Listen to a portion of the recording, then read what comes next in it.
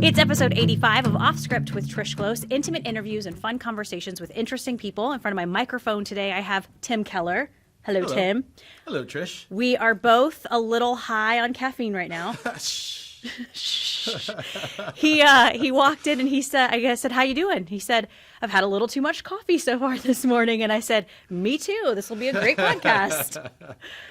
If I vibrate back from the microphone, just push me back in. Yeah. Don't you, I mean, there's a love-hate with that coffee high, right? Because it's a tricky balance. I can conquer the world, and at the same time, you're just like, oh, Conquered. my hands are literally shaking right now. That's why I'm holding mine together. Perfect. You are the chef at Callahan's right now.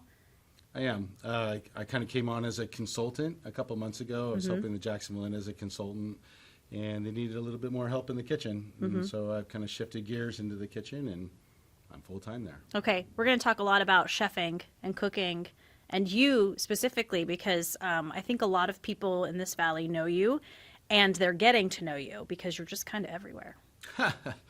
I feel like I'm everywhere. Right? I'm a little scattered. And the caffeine doesn't help. Yeah, I was just going to say, maybe hold off on the caffeine.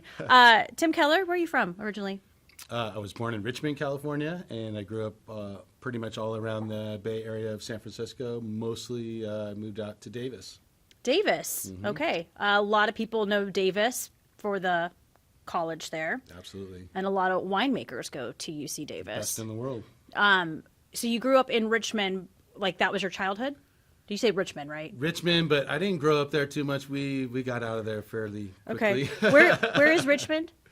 Kind of like east of San Francisco-ish. Okay. Northeast. So then you moved where? San Francisco? Pleasanton, San Ramon, kind of just the outskirts of that area. And then we moved to Davis when I was 7. Oh, so Davis is kind of home for you? Probably more so. More I so? was there more than anywhere else. Gotcha. What was your childhood like, California boy? I was fairly spoiled. I always had a swimming pool and sunshine and, good times. That is, we were spoiled. Did you use your swimming pool? Absolutely. Okay. I thought I was Aquaman or Flipper, if anybody can remember that. Totally. Did you ever have when you were swimming by yourself, was it kind of scary? Where you're like... Oh, no, I was all about it. Okay. It was I was a super strong swimmer, and I would actually get my mother's bread timer and set it in tread water, see if I could tread water for 15 minutes or something. I was always the weird kid, loved swimming pools to this day. I'd still do handstands and do the mermaid thing. Yep. At 40 years old, yes, that is me. Sink to the bottom, yep, remember that? That's me in the pool. But if I was ever swimming by myself, it kind of freaked me out a little bit. I was like, oh, what's in the water with me? And then I'm like, there's nothing in the water with you, dummy. Well, I always had a big German Shepherd around, so I was never really very frightened. Good. What was the German Shepherd's name?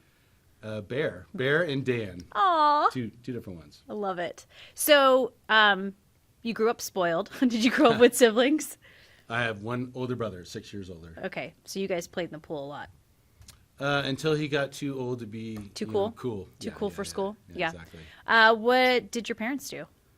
My father was an AT&T executive, and my mother was a teacher. Nice. Did anybody in your family cook? No, that's why I started cooking. Really? I mean, there was a little bit. I shouldn't say that totally, but my mother is from Minnesota, so everything was from a can for the most part. I didn't even know asparagus wasn't mushy until like 16. Really? My father cooked bread and pat choux, so cream puffs. When I was 7, I made cream puffs, and that was kind of the start. We had an exchange student from France come stay with us, and she taught me how to make crepes, and my father taught me how to make pat choux, and suddenly it was like game on. Really? Something sparked? Absolutely. How old were you when you had this exchange student? Like 6 and 7, wow. I think. Okay. And she taught you specifically how to make crepes? Well, all of us in the family. All of us in the I think family. I was most interested. Right. She put our names in the crepe, so when our crepes came to us, mine would say Timmy. And I'm like, okay, I'm sold by this. I think she was like 13. With French the crepe girl. batter? Uh-huh. She wrote your name with the crepe batter and then would like fill it, so let that cook a little bit and then fill in the rest? Well, I didn't realize that until later. Okay. I mean, I thought it was magic. I thought this young French girl staying with us was beautiful and magical, and I was like, I'm Major hooked. crush. Major, yeah, Major crush. absolutely. Do you remember her name? Josie? Josie. Where in France was she from? I have no idea. Okay. It doesn't matter, does it? It just doesn't matter. So, did she also teach you guys how to make pas de choux? No, Pas de choux? not that I remember. At Okay. least. I just remember doing that with my father and Okay. how, I don't know if you've ever done it or people listening have ever done it, but it gets really hard to stir. And I just remember sweating and being like, Father, aren't I done with this? This is too much work. Yeah. And then it turned out to be well worth it. Right. Pas de choux and gaugiers, is that a similar batter? It is. Okay. Pretty good. Look at me. Look at Pretty me. good. My mom makes, she has perfected gaugiers. Perfected. And they are the most delicious thing, especially They are. right out of the oven.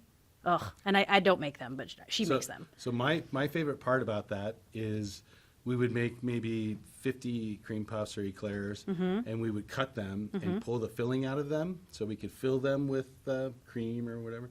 And that filling, when you pull that out, I would save it all, and then I would eat that, and it's like the most buttery, warm, delicious thing. It's like, it's not gooey, but it's almost borderline It's there. moist. Yeah. Yeah, which yes. is a weird term, I know. I know a lot of people hate that word, moist.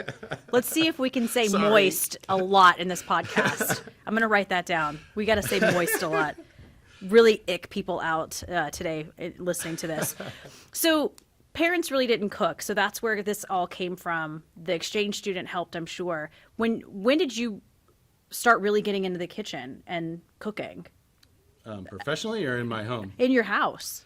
So breakfast, I started taking on breakfast, and that was like I just mastered hash browns and potatoes O'Brien and omelets and all these different things for breakfast because nobody in my family really wanted to cook Yeah. breakfast. So I kind of took that over. Did you cook And- for everybody? Absolutely. How old were you? I really started mastering at about 11. Wow, That that's was- impressive. That was my thing. And that's when I started cutting school, was like 10, 11, 5th and 6th grade, when I would say, I'm too sick, and I would stay home and bake cakes. And I thought for sure my father would think I was gay. You know, like, oh my gosh, my son is staying home to bake cakes. Where's this going? And it turned out he was right. Yeah. No. No, Nothing wrong with that. It's just a moist thought. Yeah, it's just moist. Just very moist. Well, were your cakes moist? They were. Okay. They were delicious. Delicious cakes. So, I mean, clearly cooking is drawing you in this. It always worked. Mm-hmm. You know, I play music, and between music and cooking, it just somehow was easy. I started playing the drums at that same time, and I remember turning on the radio, and I could pretty much just play to anything. It was like, what is this? Mm-hmm. And so cooking was kind of the same. It just was really natural. It made sense to you. It did. Okay. At this point, so when are you skipping school? High school? Middle school? Oh, no, this is elementary. Oh, dude. Okay. So did you get back on Yeah. track? Did they figure out your game or no? No, it was pretty much downhill from there. Oh, That's really? why I just stayed in the kitchen, because I'm like, this is not going so Really? well. I mean, I was in the high math class with a couple of the other kids in Mm-hmm. 6th grade, and I was excelling, could read really well, all these things, and it just kind of stayed there forever. And I realized, and I tell this to everyone, anybody that knows me knows this about me, I'm 7 years old. I just stayed at 7. At 7, that was like the best time of my life, and I never really wanted to. You're like Get Peter. past that. You're like Peter Pan of the kitchen. There's a funny He's a story. little creepy, but yeah, or she, or I don't know what it is. He. Well, I'm pretty sure it's a he. Okay. Peter Pan's great. The idea of Peter Pan. I think all of us have a little bit of Peter Pan in us. Sure. There's this. I have to tell this story, but there's the zip line, crater zip line. Have you ever done that? Do you know what I'm talking about, though? I do. It kind of scares me, that kind of stuff. But yes. So they have, I believe, 2 of the longest zips in the state, maybe the country. I don't know. Don't quote me on that. But anyways, I took my husband, and we were zipping with an English family. And there was a little boy. There's one line called the Peter Pan because as you're going, you can see your shadow in the trees Oh, as wow. you go. So they Oh, call it cool. the Peter Pan. And it's really cute because we were on another line. This is a really long story. Long walk for a small drink of water. But the family, we were on another one, and we can see someone go, and the little boy goes, "Mom, it's Peter Pan. Nice. He's flying Peter Pan." And it was really, really cute, his accent. And I'm just like, Yeah, fell in perfect. love with this English family that was zipping with us. We had such a good time. Anyways, Peter Pan of the kitchen. You go to high school, I'm assuming. I did go to high school. Did you graduate? I did graduate. Okay. Just barely. By Barely. the skin of my teeth. Is it something because you go, this is what I'm doing, so all of this doesn't matter? I'm going to be I was going to be a rock star. Oh. I was like, I don't even need to worry about anything. I'm going to be driven around in a limo. I'm just going to be. So you were going to go the music route. Absolutely. Okay. Yeah. How were you going to do this? Well, just people would see me and Oh. be like, oh, yeah. Oh, This people guy's- just discover you. And, yeah. I mean, it was when I was in 6th grade, still again. So there was a rainy day, and I went across the street, and I got my drums, and I set them up behind the, on the stage, behind the curtain without anybody knowing, because I knew all the students were going to come in and eat lunch because it was raining. And when they were all in there, I opened up the curtains with all the lights, just like this room, and started playing the drums. And they ran and got my mother was a teacher, and they're like, "Mrs. Keller, your son's playing the drums on stage." She's like, "What?" And she comes in, and there's literally 200 plus kids watching me play the drums. And I was like, yeah, nobody does this. I'm doing this. Wow. 6th So- grade. Yep. What? Super moist. What? Dripping. Just, What on earth made you go, I'm gonna play the drums for these kids? Just That's what I did. That's I kinda- mean, I've that's always- ballsy. I'm ballsy. Are you? That's what I do. did you get in trouble Absolutely. for that stunt? No, No? not at all. Did the kids like it? Absolutely. Were you yeah. just like freeform playing, or were you Yep. playing a certain Nope, I was just drum soloing it out. man? Yeah, it was fun. I can still remember, and I can still remember their faces, like, you know, their mouths just wide open and their eyes open, like, what is happening? What is Right. this kid doing? Right. But at the same time, I did all kinds of weird stuff, so they knew. Yeah. Well, and I think probably most kids wouldn't do that because you're gonna get in trouble. That would be me. Well, I'm gonna get in trouble. unfortunately, I never worried about the rules. You didn't care. No. So, did you do stuff like that all throughout middle school and high school? Just I little still stunts? do that. You still Yep. do that? Oh yeah, I'm entertaining everywhere I go. It's like, Hmm. oh, and that's what I do. I mean, that's why I play music. That's why I cook food for people. Mm-hmm. And when I talk to, if I go to Fred Meyer and I talk to the checker, I try to inspire them. Like, how's it going today? How's it? What'd Mm-hmm. you have for lunch? How long you been here? You know, oh, your hair looks beautiful. You know, Mm-hmm. and something that's just uplifting. Yeah, You know? talking to people, I think. Yeah. Making connections is huge.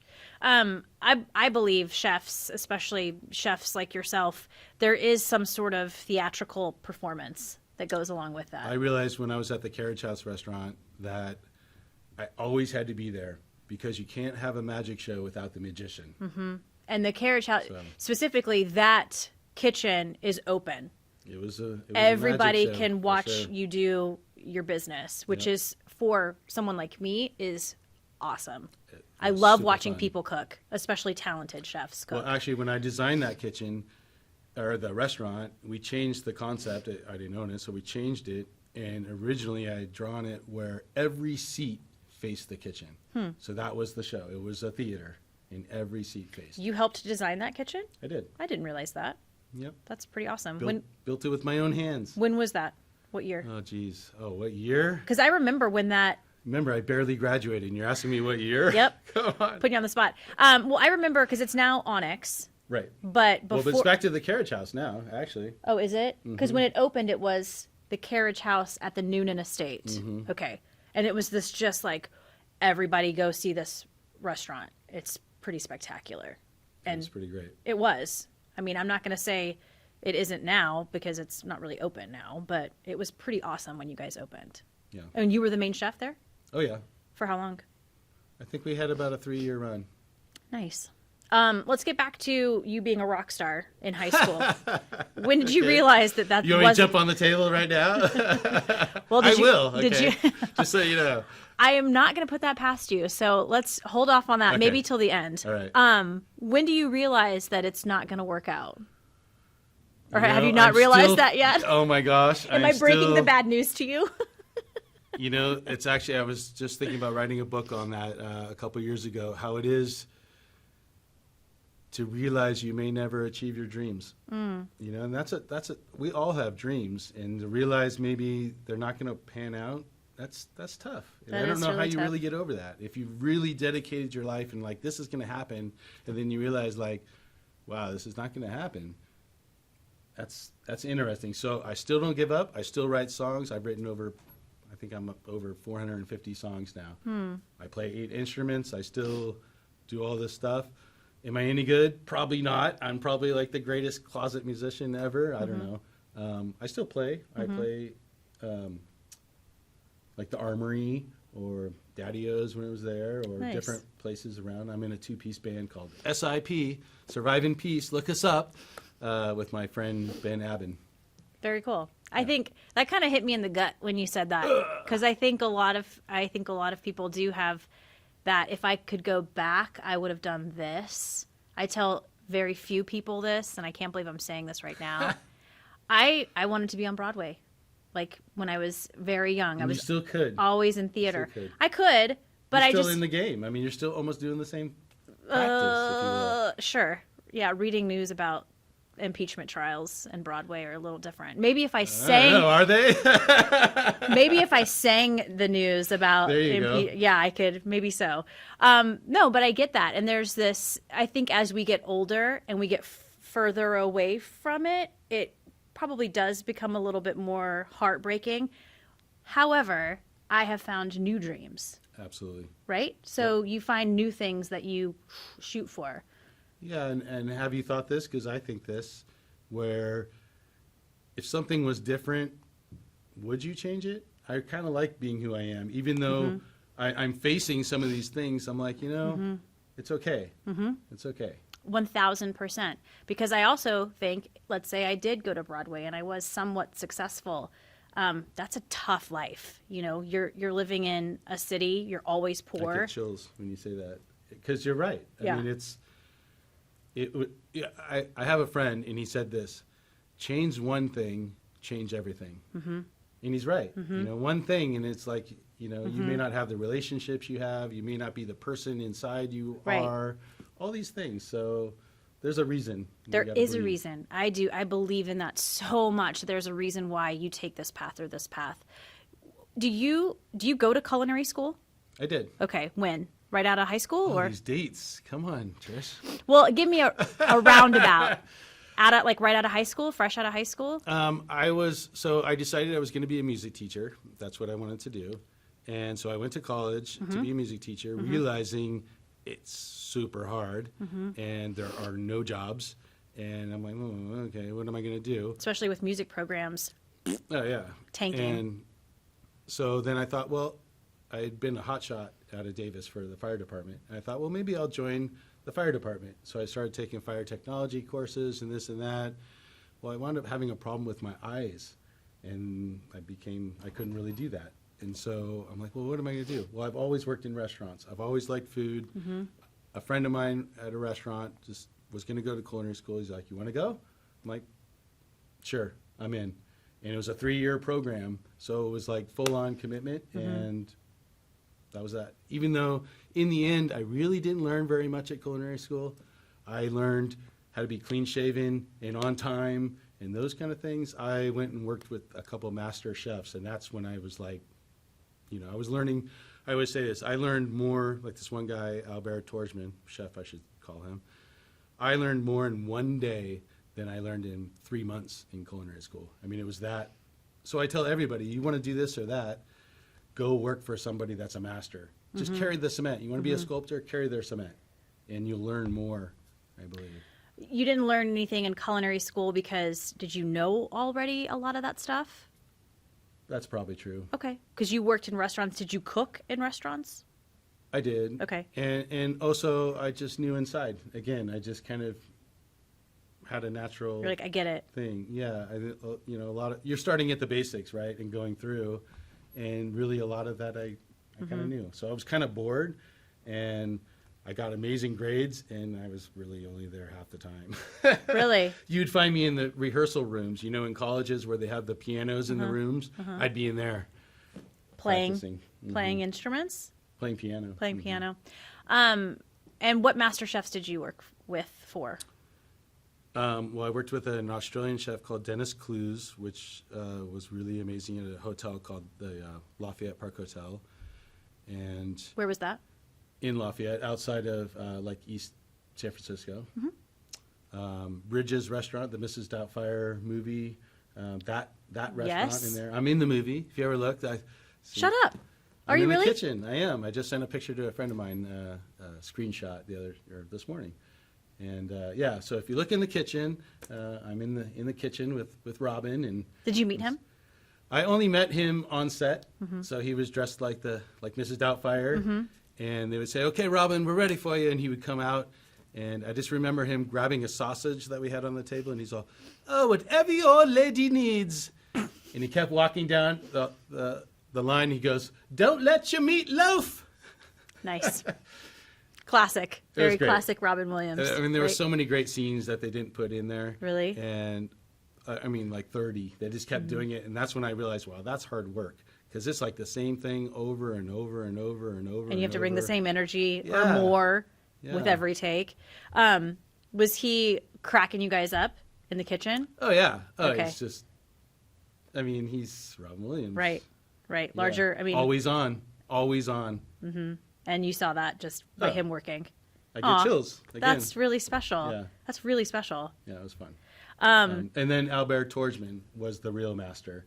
So if anybody, I talk about this lineage, like, so when you know, Beethoven and down, so like these things. So Albert was a disciple from Paul Bocuse, who was from Escoffier, Escoffier was the French chef. Like, he was the guy that actually made restaurants what they are today by having different cooks and servers and all these kind of things. So it was really only four, I was the fourth from this line of master chefs. And so it was amazing to learn from him, which was incredibly challenging. I cried. I was 21 years old, coming from Bridges, and I literally cried for 2 weeks straight when I left. And I was going to quit. I'm like, I'm out of here. This guy is ridiculous. But I wanted him to know I could do the job before I quit. So, first of all, before we get Okay. to that, what makes someone a master chef? When they can do anything off the top of their head. That's Okay. what I believe. When they can just, and like a really, really fast paced with a very high meticulous standard. When you see the results are like nearly perfect, but it's so fast, you're like, okay, that's amazing. Is it like a certification, or is it just years of experience, or like, I mean, does someone name you are master chef? They do. Okay. But are they? Right. So, there's a little bit. I mean, there are definitely master chefs, and they are masters, and they've been. So it's a reputation. Yeah, and I think again, it's from the heart. I mean, there's different master chefs that are at different levels, right? And why are they at different levels? Just because of their understanding of it, Okay. perhaps. Okay. Like a painter, Okay. a music artist. They're all special, but somehow they all have their own little twist. So you're working with Albert? Is that I his was name? at that point. Yeah. At Bridges. No, that was at the Flying Saucer Okay. in San Francisco. And you said this is where you cried for 2 weeks. Oh yeah, Because I he was lost tough. 20 pounds in 1 month. He and was I tough? skinny. Oh yeah, the guy Okay. was ridiculous. Well, what do you mean by that? Like, I mean, how tough? How tough are we talking? Like, Tougher than anybody I've ever met. I mean, just abusive language, like, I can't say the things here. I mean, just ridiculous. And I do remember my first shift where. Literally, it was my first shift, and he was cooking this big bowl of creme anglaise. And if anybody knows creme anglaise, it's like a ice cream base. It was an ice cream base, but it was on the grill. It was on a 600-degree grill behind me, which most people do it over a boiling water or Right. simmering water to make sure Right. it doesn't burn. And he yells at me all of a sudden, "Why aren't you watching this?"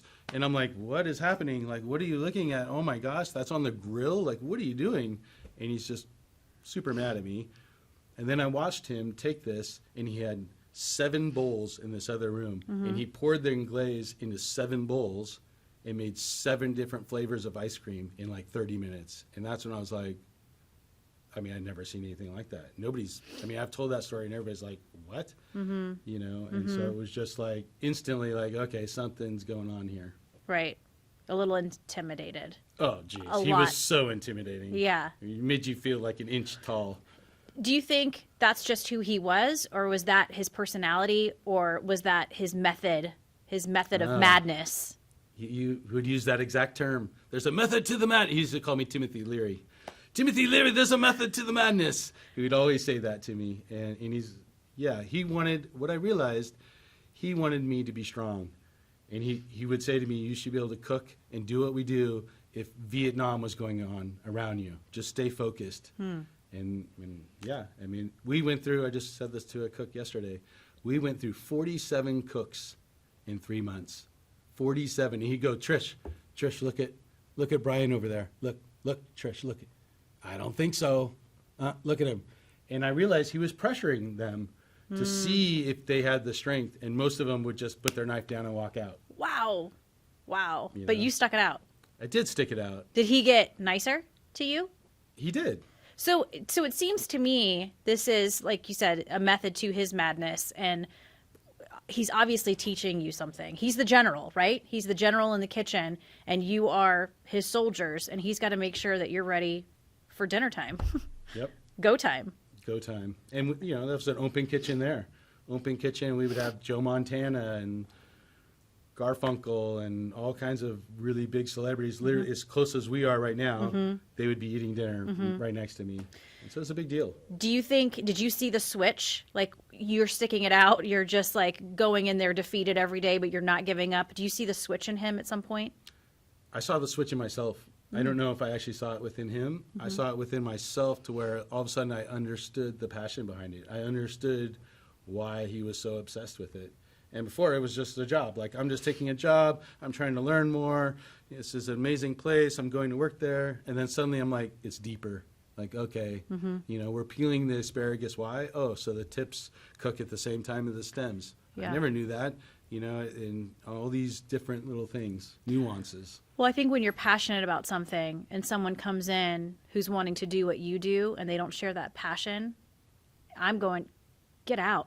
Get the hell out. Like, if you don't share, How moist are you? Just right? beat it. beat it.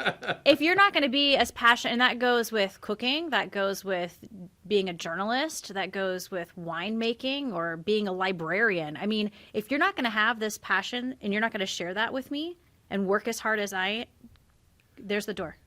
And you don't even need to work as hard as I do, because I probably am over the top on that. You probably are too. Some of us out there I know are.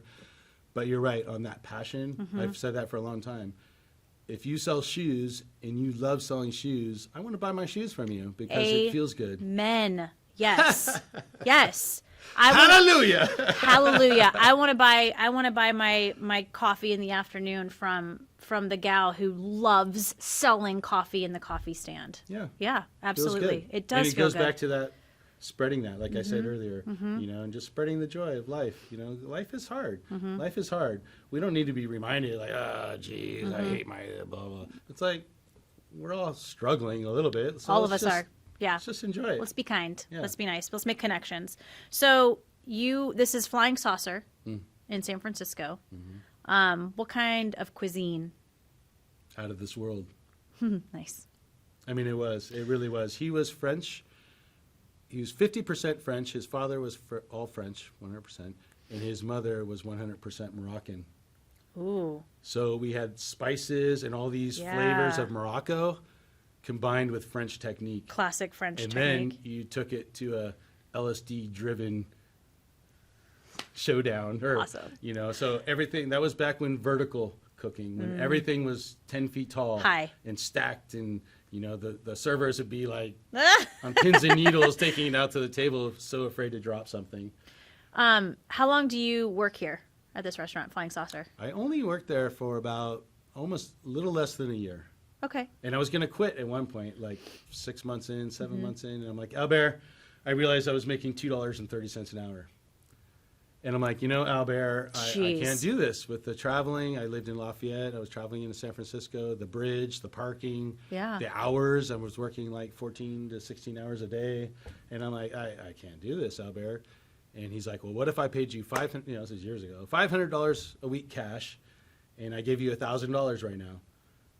And I'm like, I'll stay. Yeah. I'm in.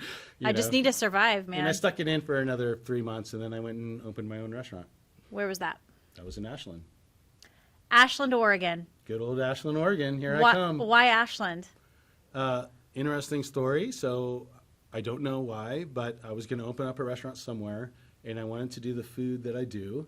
So, people had to be kind of affluent with that. Mm-hmm. So I was looking around, and I couldn't afford San Francisco or somewhere else. I had just a minimal amount of money. And so I toured Oregon. I toured a little bit of Utah. I don't know, it's kind of made this circle, New Mexico, back around California. And I couldn't really, Colorado Springs. I almost had a place in Colorado Springs.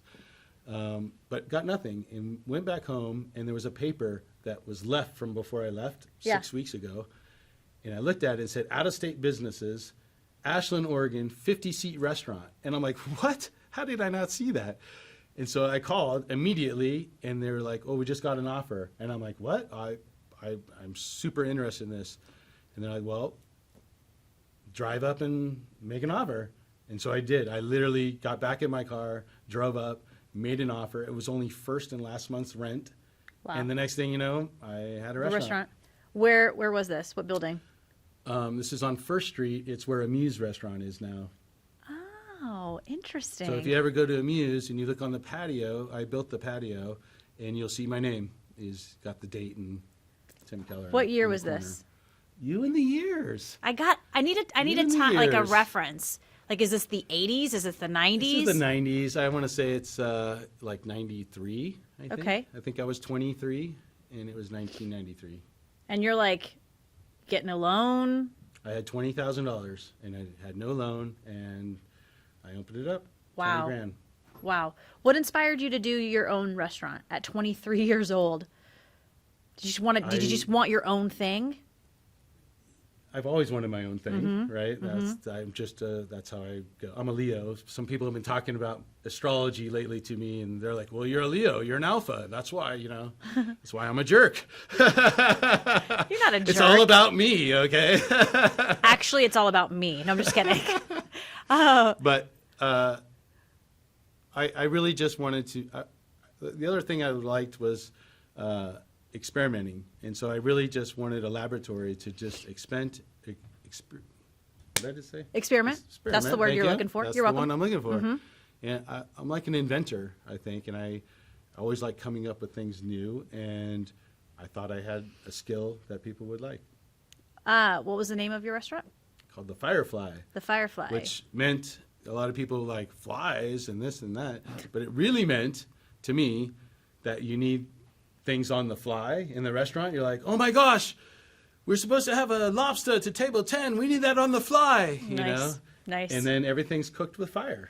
And so that was it. Firefly. I like it. My favorite restaurant lingo is 86. Yeah, right? Yeah, we got a 86 the aioli. Yeah. You're 86, pal. Oh, that's awesome. What kind of food are you cooking at the Firefly? Same kind of flying saucer food. Really? I mean, just everything. I had sushi, I had Greek, that was every dish basically on the menu was from a different region. And then obviously with a Northwest twist. Was this like fine dining? It was. Okay. How long did you have the Firefly? 8 years. That's a good run. It was. Were there ever bad years? Oh, every year was bad.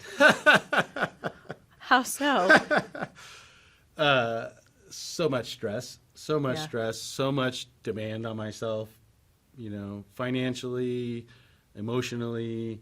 I was in it with my wife at the time. That was, so you have a spouse that's not doing what you think, which is hard enough at the grocery store, let alone in a restaurant. Was she helping? Oh yeah, she was in the pantry and doing pastries, and then we started having children, and it just started getting more and more complex. That's a lot. And not only are you the chef, but you're also the boss, the owner, right? Everything. So you're having to you can't just be in the kitchen and be in the kitchen.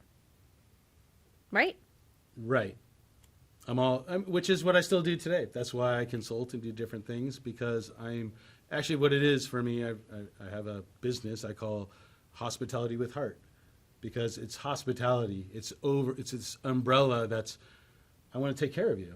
Welcome. I want to take care of you. I want to serve you great food. I want you to smile. I want you to laugh. I want you to remember this moment with me, and then go off to the other parts of your life. Do you decide to just close down or sell it? We had the incident of 9/11.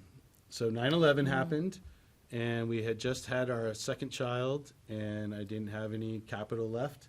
People stopped going out to eat for a while because After 9/11? Yeah, they were conserving their flow, their cash flow, and I just had too many bills, and so I had to close down. Is that heartbreaking? Another dream. Oh, you are so full of it. Was that heartbreaking, though? Was that sad? It must have been because I drank a lot. Yeah? A little depressed? I had like $4,000 worth of wine inventory when I closed, and I probably drank that in a week or two. Fantastic. Yeah, it was a delicious run. Well, what do you find yourself doing at this point? Restaurants closed. I went and applied at the Jacksonville Inn. At the Jacksonville Inn, I realized they had this amazing wine list, but their food was And I'm like, I could probably help you with this. And so I applied for a position. And Jerry Evans there always mentioned this. It says desired salary in the application, right? And I put $10 an hour. And he's always like, why would you put $10 an hour? And still to this day, I'm a fool. But it's really not about the money. It's about the potential. And so that's what we did. You get the job. I get the job. Jayville Inn. Are you head chef? After about a week. Oh, really? Why is that? Well, I just got hired on, and then I had a little altercation with one of the cooks, and I didn't, the little bit of Albert started to come out of me. What kind of altercation? Did you fist fight in the kitchen? I wanted to. Really? I took him out in the dining room, and I'm like, this is going to happen right now. I'm going to kick your ass.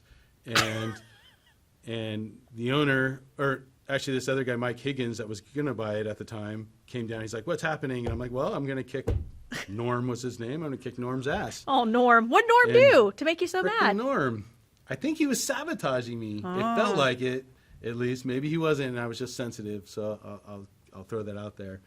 But I was super moist over the whole idea. And so, so then it turned out that we weren't going to fight, but I was going to be the chef, and he was going to listen to whatever I demanded. Did he? More or less. How long was he there? Maybe another year. Oh, okay. Yeah. Did you guys get along after this? Did you play nice? Not really. No? No. Okay. Well, you're the boss, so who cares, right? Essentially. Do you change up anything on the menu? Oh, yeah. Really? So my approach to it was... So this is like early 2000s, right? 2002, I believe. Okay. Is that right? I don't know, something like that. 4 or 2. I don't know. I told you. I'll just make stuff up. That's fine. It's all good. 2.5. So I decided, let's just do, which is what I'm doing at Callahan's right now even. You already have this menu in place. Let's just make it well executed. Let's just make what we have and do it really well, and then we'll grow from there.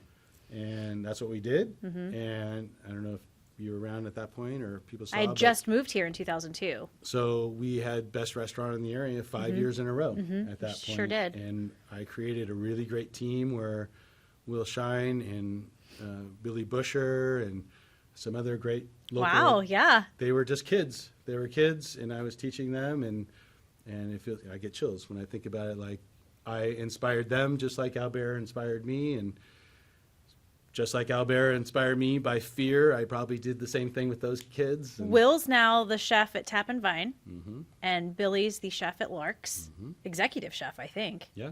Oh, yeah. Are you tough in the kitchen? No. Are you Albert? No, I'm so moist. I can't. I'm like a moist towelette Yes, in the corner. I could actually. I mean, I don't want to say. Like, I could see that about you, though. What? Being Moist? being like a little hard on the outside, but super squishy in the middle. Like That's probably true. You have your rules. This is how you want your kitchen to be run, but you're not an ass about it. Oh, I've definitely been an ass. Okay, I take that last statement back. Yeah, I think you're right though. I'm very sensitive. I'm a very sensitive human being, and I have this shell that I put out there to make sure I'm protected. But I Like also most of us. see that you really get a kick out of inspiring and teaching. Absolutely. Mm-hmm. Yeah, I actually have a picture on my phone that I'm too busy to post. I need to post it, where the power went out at Callahan's recently, and somebody took a picture of me teaching. So there I am, like, kind of in the dark. You can see me, and I'm still, you need to do it this way because of this, you know. And I always have a reason. Like, that's the one thing with Albert. There wasn't a reason behind just do it this way because I told you so. And Right. you're like, oh, and you figure out later why. Versus now, I can kind of explain, like, if you do this, it's going to save you, or Right. whatever it is. Right. It's not just doing it this way because it's my way. It's doing it this way because it's the correct way to do it. And it's a little of your way, isn't it? No comment. No comment. How long are you at J. Villain? I don't know, about 6 years or something like that. I kind of left. I helped open up the Ashland Springs Hotel. Mm-hmm. And so I left for a little bit, helped them open that. And then I went back to the Jacksonville Inn for a little bit. And then I opened up the Carriage House Okay. after that. And then after Carriage House? After Carriage House, I went to Troon. And I cooked at Troon for about a year and a half, maybe. And then I went to work at Harry and David. And I was the executive chef for Harry and David, which then I thought I was going to be you. I was on TV. I was getting flown around, showcasing Harry and David products on the news and different things. And I'm like, I'm going to be the next celebrity chef. Here it comes. Here it comes. In fact, I was high-fiving all the news anchors everywhere. And I'm going to be known as the high-five chef. This is going to be so awesome. And then it kind of, 1-800-Flowers came. They were like, why do we have the chef? And different things happened. Really? So I had to kind of switch gears. I know. You hear that out there, Jim? 1-800-Flowers ruined Come it. on, Jim. They We were ru- friends. They killed your dream. So you switched gears. Was that? Let's be real though. This was a path you really wanted to go down, and it didn't work out. Like you were like. With the high high-five chef. Oh yeah. I would. I mean, T-shirts, everything. Can't you see it? I can. So fun. Yeah, you're like your own marketing guy. Well, that's it. I mean, I think that I come up with ideas. I have a song, one of the songs I wrote, and it's only one line in the entire song, which is "The light bulbs are in my head," and I just have so many ideas. I need like an assistant to just keeping, and I have notebooks all over because I just have these ideas that just keep coming out all the time. So. It's insane in this little. It's insane in It's your not brain. easy being me. After 1-800-Flowers comes in and kills your dreams of being high five chef, what do you do next? I went back to drinking. No. Really? No. Well, sort of. I actually was kindling a relationship with Dan Marca at Danson. Mm-hmm. And we had talked. He was looking for a cook or a chef at that point. And I'm like, Dan, maybe I'll just come work for you. And so I left Harry and David knowing I had this opportunity with Dan. Mm-hmm. And as I'm sure everybody knows, that's a premier vineyard and winery there. Dan, It's a pretty and great Cindy, winery. They're the best. I mean, And they're pretty wonderful people.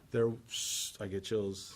And I know, Dan, I'm supposed to call you. You called me yesterday and I haven't, so I'm sorry. I will call you today. My SIM card went out on my phone. I wasn't even sure if I'd make it here today because I'm like, where am I going? And I can't call. That was weird. Anyways, but Dan is super meticulous, and so am I. I appreciate that. Yeah. Like, anybody who's been to that vineyard knows like every detail is perfect. Yes. And I love that. So you know the bar inside where all the wine bottles are, and Dan likes them all to be turned a certain way. Absolutely. When my husband and I we still go all the time, but You better. we would like to go in the bar and say hi to Dan, and And you'd move the bottles around? my husband would turn all the bottles, What are you doing? all of them. What are you doing? And Dan would just come back and you could see like the fire in his eyeballs, like, who did this? And Did he ever know? yeah, he always knew his good. check. Because Yeah. I was going to rat him out right No, now. he always, anytime we go and we're in there, he's turning the bottles just That's to irritate super funny. Dan. Oh, I don't know. I'm just like, good. please stop. Yeah, But no, it's all about fun. Dan and Cindy are two of the most wonderful people. The best. Wonderful. They're great. And they really, they're family to me. well, and I was just going to say, you just brought up the word family. They consider their customers family. That tasting room and their winery is an extension of their living room. Yep. And that's the same philosophy. That's the That's same your thing. yeah. It's the same thing I've always had. I do, and that's why it was a really great fit to be there because same team. You're only at Danson though for a short time. Maybe a year and a half or Okay. something like that. Okay, and then help me. You go to Lark's. I go to Lark's as a dining room manager. At that point, I've been cooking for so long, my hands were starting to wear out, and I just needed a break. So I became dining room manager to get out of the kitchen for a while, and thinking maybe my longevity would be in the restaurant world or hotels, but maybe not with a knife in my hand all day. So you said your hands started to wear out, like arthritis type stuff, or I've had really bad carpal tunnel since I was 19. really? When I worked like with Albert, I would wake up at like 2 or 3 in the morning, and my arm would be numb all the way up to my neck and just throbbing, and I would have to go take showers at 2 in the morning to try to get my blood circulating, and I'd be up, cooking again soon enough. So Yeah. It's been a long go on that. And that's a thing with a lot of chefs, right? Yeah, that's a thing. And what I always hear, and this is why I've never done it, I hear people have the surgery, and they're like, okay, you're good, as long as you never do that anymore. I'm like, what? What surgery? Like, what's the point? Like I think they open up the canal in there or something. I don't know, but I know a lot of people do it. I think it pinches the nerve. Like somehow there's something in here that pinches the nerve to your hand. But mine is actually in my neck. So like if you took my pulse and you move my arm back about here, there's no more pulse. And that's just from years of Being a vampire. chopping, Yeah. peeling. You know what this. And I play the drums and I do all these things, and that's why I have really bad posture. I didn't want to say anything, but I know. you it's do like, have really can bad you pick posture. your chin off the table? It's like super bad. I couldn't even concentrate on anything you were saying because I'm like, man, Tim's got horrible posture. I'm just kidding. So, dining room manager at Lark's, does this give you a break, a much needed break from the kitchen? Do you miss the kitchen? Are you watching Yes. these guys in the kitchen and you're going, you're not doing it right? Of course. Of course you are. Of course. And But do you enjoy the break? I'm learning new skills, so that I always love to learn, and so and I really love people. I loved being out on the dining room floor. Like I have a perfect track record of, hey, table 10, they have a problem with this or that. Tim, we need you to go save the day. Okay, I'm in. And it could have been a 2-foot long hair in the food, and somehow they walk out of there like totally satisfied, and I love that, because we're honest, right? I mean, let's just be honest and have fun. And sometimes your hair gets in your food. It happens. Right. That's why whenever I have people over and I've cooked for them, I say if there's a long red hair in your food, It's Chuck's. Oh, it's so gross. But if you think about it, I mean, it's gross, but at the same time, it's going to happen, right? Or should it not happen? Should that It should never not- happen? It should never happen. You should never find hair in your food? No. I mean, we're I've human. never had that happen. Of course, when I had my restaurant, and even after Jacksonville, my hair was shaved. I shaved all my Right. hair just to make sure, not really make sure, but it's also hot and all that good stuff. And I wasn't trying to impress anybody with my gorgeous locks or anything. Right. But yeah, that's the biggest fear is somebody finding something in the food That's that shouldn't gross, be there, yeah. or texture or anything that's like, it has to be perfect. Have you ever experienced any huge faux pas in the kitchen? Either from you or from someone on your staff? Absolutely. Like what? Daily almost. Like what? Like what? I can't even say. I don't want Come to on. say that. No, like let's say from years ago. Okay, well, this never. Like just something that was just I'll just say like, something that was slightly devastating, but I mean, there's millions of them probably. But one that always stuck with me is I had cut myself, and I had a Band-Aid, and I plated a bunch of food, salads. I remember plating a bunch of salads, and all of a sudden I looked down and I had no Band-Aid, and I'm just like, oh my gosh. It was just, I was freaking out. I mean, And then I found the Band-Aid. Did your heart like literally go into your gut? Oh, I'm dying. I mean, I think like this is it. Like this is my career right here. Like my whole career just went down the toilet with this Band-Aid. And I've interviewed a number of chefs, and I know the number one thing for all of you is that you're all OCD. You're super. no, I'm not. You're super. Can you move that just a slightly there? Wait, turn it like that. You're regimented and structured, and it's clean, and everything's got to be just pretty much perfect in the kitchen. And so for something like that to happen, yeah, that could be devastating. Beyond devastating. It's the worst. It was the worst. Mortifying. And I feel it. I feel it for you. it's the coffee.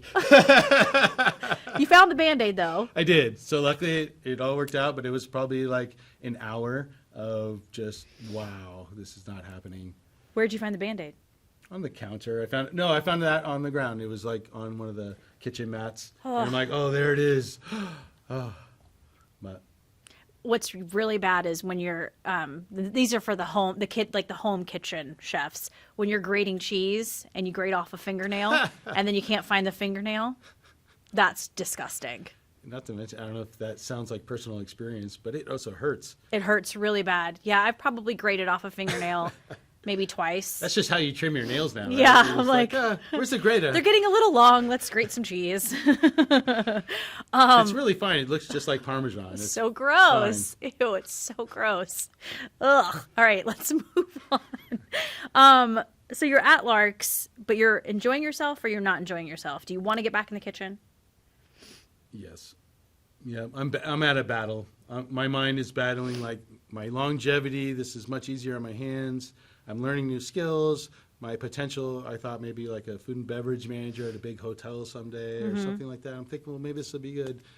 But inside, my heart's like, this is not what I do. This is not what I do. Longing looks towards the kitchen, and the soft music would play. I mean, I was back there all the time. I'm sure you were. I would bring my own lunch, and then I'd make tacos for everybody in the kitchen, or I would make soup for everybody in the kitchen, and I just couldn't help but be in there. Right. What comes after Lark's, though? Because you're not, how long are you at Lark's doing this, dining room manager? I think I was there almost 2 years, year and a half, 2 years. Is there, before you answer that question, I already did. is there, What do you mean? well, I asked you what came after Lark's. Oh, okay. I tend to ask I'm like a machine gun of questions. Is that why I'm wearing this vest? Safety first. Is there burnout? Is that a real thing? Yes. I don't like to face that, I think, and it takes a lot for me to get there. I think, in the last couple of weeks, I put in 100 hours work, or each week, 100 hours, so I'm at like 200 hours this couple of weeks. I'm slightly there, right? Like, I just perform better if I have, all of us perform better if we have a little Extra stress?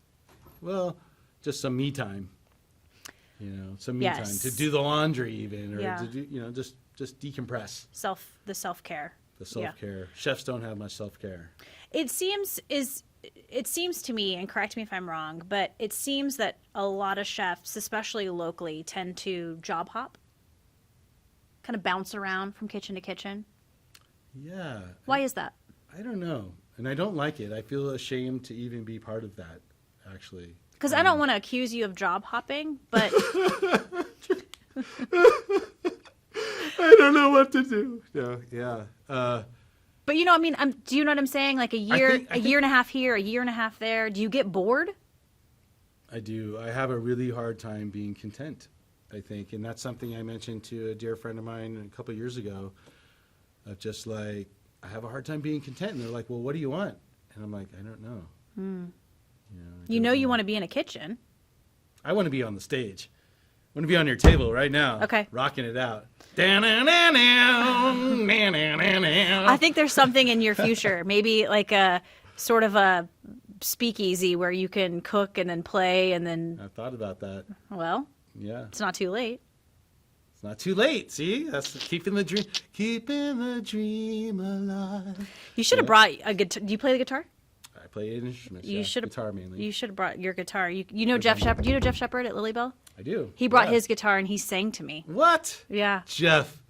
I was already jealous of Jeff. Now I'm even more jealous of Jeff. This interview is so lame. No, I'm just kidding. But seriously, Do you think it's because you said you get bored?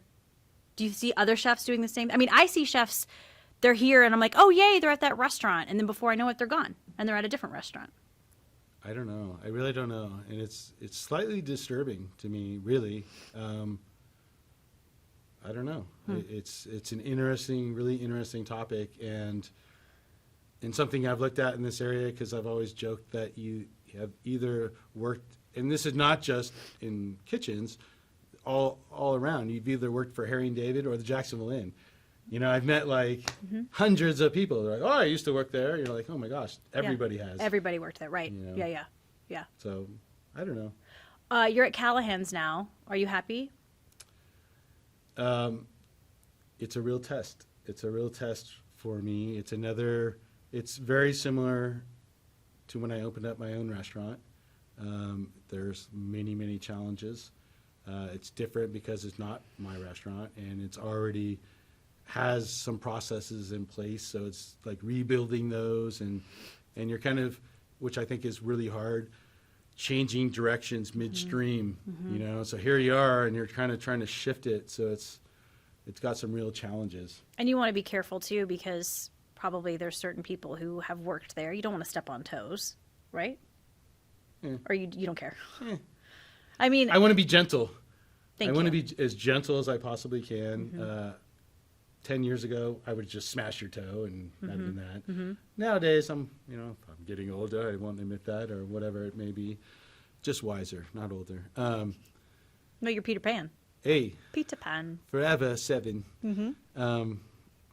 Yeah, I try to be as gentle as possible. At the same time, we do need to change some of the standards. I follow you on Instagram, and I think there was one, maybe it was the pantry or something, and you were in there organizing and doing this and doing that and just kind of taking charge and changing things. One of the things when I was at Harry and David and I did a demo to a class, I said that the key thing to being a chef is being organized, because then you have the time, because things are always going awry. And if you're not organized, and you really can't do your best to correct those things. So you need to be organized and efficient. And something I have a million analogies and a million things I remember. And one of the things I remember was Bill Belichick, when they asked him about the Patriots and why they were always winning. And he's like, because we prepare for the unexpected. And I think that's genius. It's key. Because obviously we're preparing for what we know. I'm going to meet you this morning. I'm going to drink a ton of coffee. This is going to be great. And then all of a sudden I'm like, this is not great, and I'm going to pass out here. Plan B needs to happen. Don't pass out. No, we've both done good with all this caffeine. Right? Yeah. What do you enjoy cooking the most? Because you can pretty much do anything.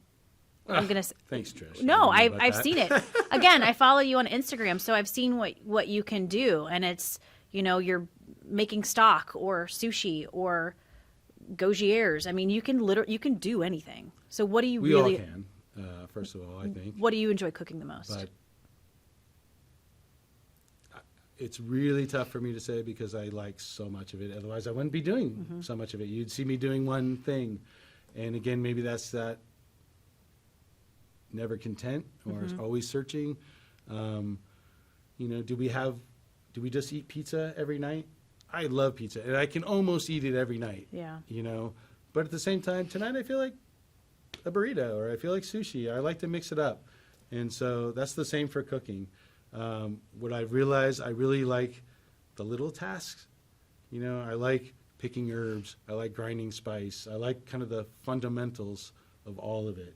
And that to me is like, it's just kind of soothing or something. Like there's just something humble and soothing and back to basics. So I kind of like that. What's the biggest mistake you think most chefs or home cooks or they don't cooks do in that. general? What I just said. I've had, I won't mention any names, but you know who you are, where I've said to cooks, learn to walk before you fly. And because of the food I've done, everybody's like, that's amazing. Okay, let's make a foam. Let's do this. Let's do that. It's like, whoa, why? Why do you want to do that? Why are we doing this? There's a reason, method to the madness, right? Albert, you taught me, there's a method to the madness, not just do it to do it. And so I think that's important. You know, it's just learning the basics, learning technique and flavors, and building on those. If anyone goes to Callahan's this week, we can eat your food? It's not quite there. Okay. It's on the way, like the stocks and different things. Like I said, with the Jacksonville Inn, I'm doing the same thing where I'm just trying to make the integrity of the menu stronger and maybe some things presented a little differently. But all in all, it's not my food yet. We just don't have the team or the expertise or the tools or anything really in place. So I'm trying to just, like I said just the other day there, get the infrastructure in place, get things cleaned up, get everything ready, like a rocket ship.